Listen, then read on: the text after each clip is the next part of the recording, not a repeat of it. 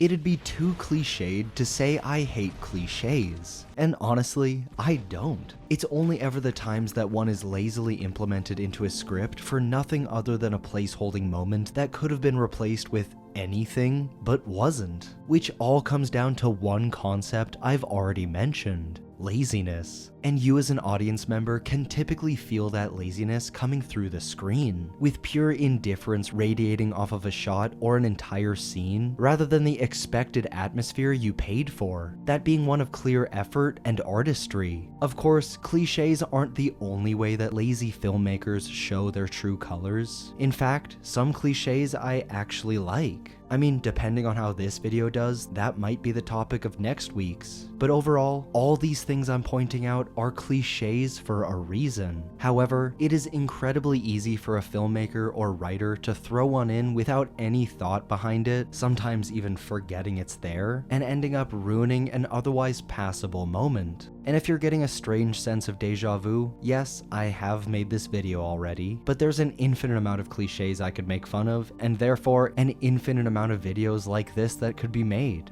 Welcome to Sandwich Reviews. I'm that sandwich guy, your nihilistic optimist, and today I want to narrow down 5 more cliches that need to end, one way or another. But let's just jump right into the list. Starting off with number 1. Opening exposition, which has become a bane to my existence. Well, not exactly, my family wasn't hurt by it or anything, but every time a movie starts with text or narration, I can't help but be a little apprehensive. That being said, it's not like having it is a guaranteed kiss of death. Some of the best blockbusters of all time kick off with them and aren't hindered at all. Now, I won't spend too long on this because we're only on the first cliche, but this all really boils down to the 2 types I've already brought up: text or narrated. The first, with enough creativity, can 1000% work, but the second, I don't think ever has. With an opening crawl of some kind, there's just more opportunity for artistic expression. From the font to the speed at which it is given to us, it is all there to give an exact feeling the filmmaker wants. In fact, some of the most formative films begin that exact way, with George Lucas imagining A New Hope as this jumping off point where the audience is thrown into the middle of a space opera akin to a Flash Gordon or Buck Rogers serialized adventure. But if I'm honest, unless it's used to evoke a specific feeling when starting a story, it's not crucial, and even that's never really necessary. Just look at another example of opening text cemented into film history: Blade Runner.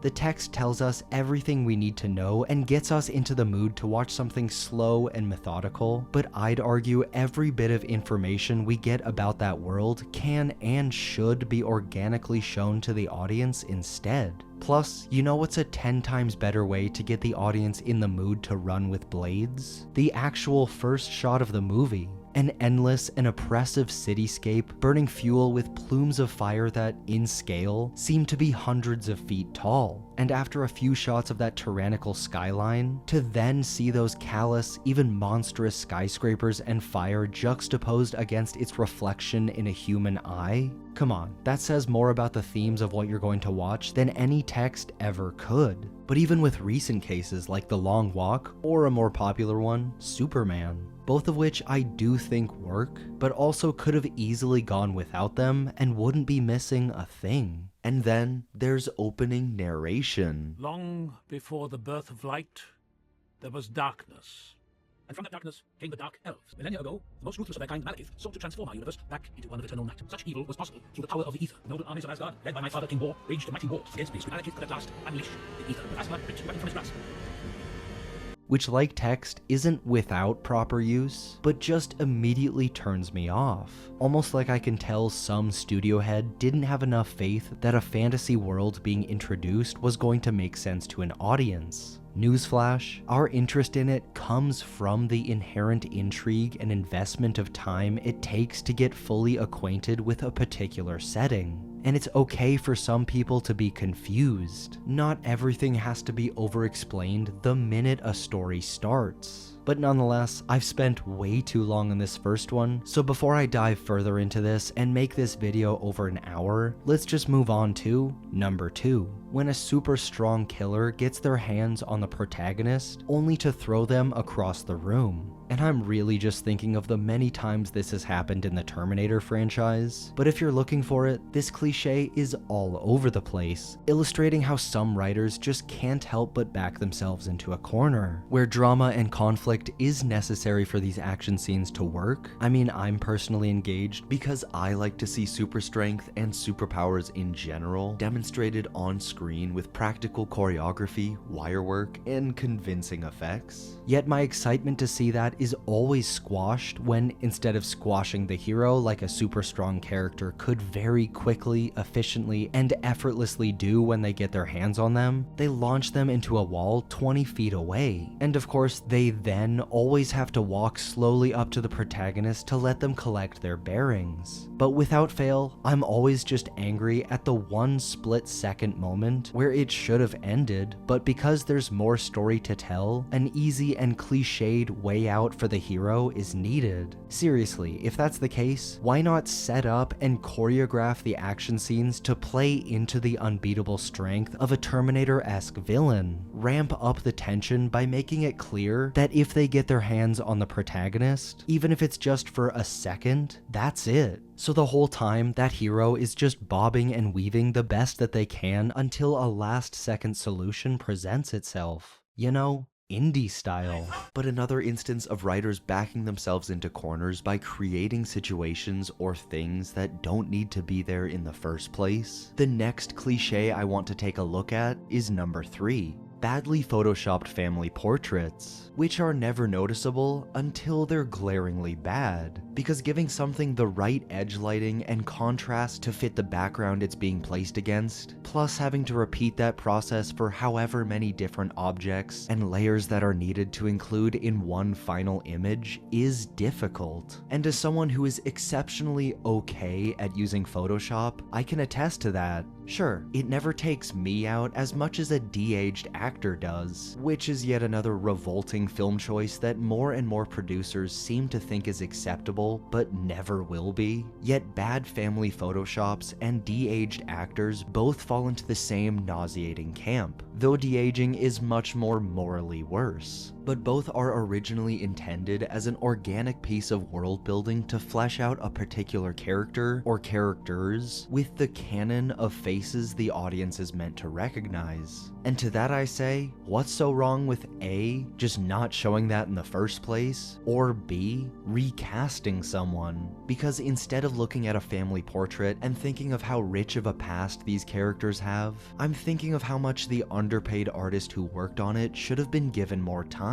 But you know what else needed more time for the writers to think of anything else? Any use of badly manufactured tension, which is a big net and one that I've already kind of touched on, but this next cliche on the list is one that makes me roll my eyes every time I see it, which is number 4. When someone falls from a fatal distance, only to have their fall cushioned by some unforeseen force. And my complaint against this boils down to one big problem, that being how the entire setup and premise behind the manufactured tension given by the character's precarious position does not pay off in any meaningful way. Sometimes minutes can be spent establishing how dangerous a height is and how fatal a fall would be. That or just one simple moment of that person looking over the edge with a distinct response of fear. Maybe even with the classic dolly zoom visualizing vertigo. But the second they do go over that edge and conveniently survive, all of that necessary tension is drained from the script and replaced with humor, or worse, a rejection of any future stakes. Why should we be concerned for the characters when the writers have already proven they won't abide by the rules they themselves give us? And most recently, I recall rolling my eyes at this in Jurassic World Rebirth, though I could think of more than a half dozen instances of this just off the top of my head. Yet in this, Jonathan Bailey's character, Henry Loomis, rappels down a cliffside to enter a pterodactyl nest to retrieve a sample of an egg. And don't at me, I know it's not a pterodactyl. But after all that time putting into the audience's mind that this character is scared of falling, he is thrust into the air by the pterodon, yes, I did have to Google that, and is held there by Scarlett Johansson's character, Zora. Yes, I had to Google her name too. Yet thanks to Loomis wanting to go after the egg sample, which is now just a little bit away from him, the rope attaching Loomis to safety snaps, and the rocky cliffside gives way to send him tumbling to his death. Only in this case, and sadly many others like it, branches and leaves break his fall in place of the bones that would actually be broken if that were to happen. Plus, if that wasn't enough, he then has his landing cushioned by an unseen pond that, by some miracle, just happened to be there. Also, a relevant side note, and I pointed this out in my Rebirth review, but was someone in the writer's room a big fan of the Halloween movie? Because there's no way the name Henry Loomis just randomly gets thrown around. But anyway, all in all, what I dislike most about this cliche is how convenient it all is, and how that convenience discards any tension that would otherwise make us care. But next up is cliche number 5. Flashing back to snippets of scenes we've already seen in an attempt to make an emotional moment hit harder, which I've dubbed the Stranger Things effect. And they may not have created it, but they have used it for almost every single one of their climactic scenes. That or throwing their hands up in the air and screaming with a bloody nose, which is barely a cliche, but when talking about Stranger Things needs to be brought up as well, because my goodness, how many times is that going to be used? I mean, I didn't mind when her and Vecna had a battle between who could hold their hands up the hardest, but they can't keep getting away with it. Seriously, who wants to take bets that's how season 5 is going to end? In any case, getting back to the actual cliche on this list, like Eleven's played out final attack, it gets old quick. Injecting those snippets as if the dumb audience would forget and need reminding of why we should feel a particular way, which is only ever the lowest common denominator use of this cliche, but I can't help but feel that way at times. And I think what separates whether or not I get annoyed at this is what exactly is being flashed back to. If it's something that we saw no more than a half hour ago, then it's useless and arbitrary, though like everything else on this list, it's not without proper use. Even in Stranger Things, there's a moment where Eleven recalls her birth, and putting aside how insane that is, having that flashback there to give her the strength she needed works for me. But in that same season, they also attempted to have multiple heartrending moments with Max, and in a couple of them, they shoved it right in front of you how much you're supposed to care. And maybe I'm just a petty person deep down, but that only ever gives me the opposite effect. That being said, in Creed, the Rocky spin-off slash sidequel slash just really good sequel, they used that cliche to its fullest extent, proving it really does come down to execution. And of course, I'm talking about in its third act, when Adonis is knocked out so hard he starts getting anime flashbacks. And to be clear, what doesn't work as well is Rocky's cancer stuff, which is trying to flash back to the same movie. Yet right after that, we see the man who Adonis has been idolizing for the past couple hours. The man, the myth himself, Apollo Creed. And maybe there's an argument that it's also from the same movie, and thus derivative, flashing back to when Adonis was watching the recording of his father boxing Rocky, but there's just something about the presentation of this one moment, of seeing Apollo in that particular film grain, and immediately going back to Adonis getting up like a man possessed. That gives me full body chills every time I see it. But even then, it was a tired cliche that I did not want to see, and it only worked because Ryan Coogler made it work.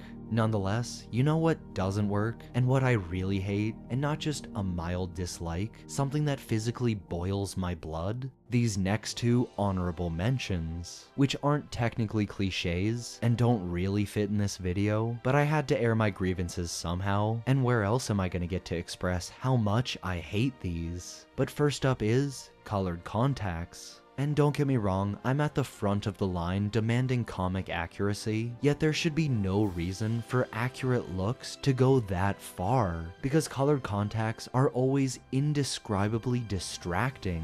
And the second honorable mention, which I can't help but mention, is badly shoehorned Easter eggs. We all love seeing well-implemented interconnected universes. It's why 10 years ago, the MCU was so popular and novel. Yet the moment they might be perceived as lazy, or another studio thinks they can throw something together expecting the same millions in return, it becomes obvious how much of a cash grab it can be. But that brings me to the final, and though these are no specific order, quite possibly the worst cliche, which is number 6. When a smart character spits out some technical jargon, and another person responds with, "in English." Finally, someone who speaks English.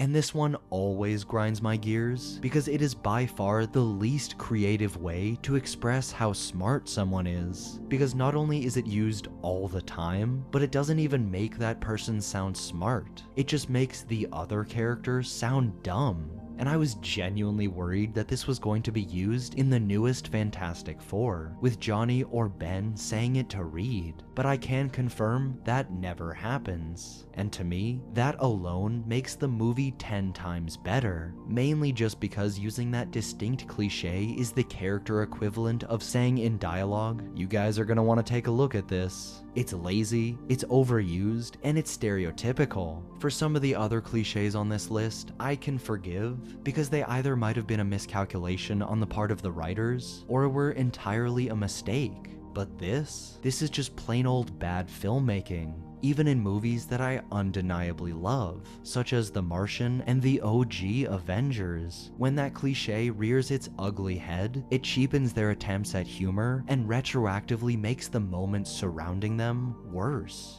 But with not much else to add aside from how parodied and thus overdone the "in English" line is, I'm gonna leave it at that, because as much as I physically, metaphysically, and spiritually hate these cliches, that doesn't mean they're going to stop anytime soon, as much as I may want them to. They're cliches for a reason, and even the worst of them, with the right execution, can work. But are there any examples of one of the cliches I listed that I forgot to include in the edit? What are some other overused cliches that get your blood boiling? Drop a comment and let me know. And as always, thanks for watching. Make sure to leave a like, subscribe for weekly video essays and reviews, and enjoy a delicious sandwich.